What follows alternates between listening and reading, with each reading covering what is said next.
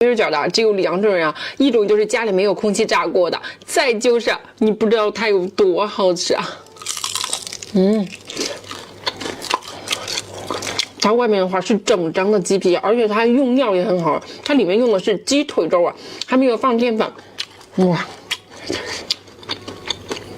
好香啊！你去看它品质是不是可好了？大块的肉。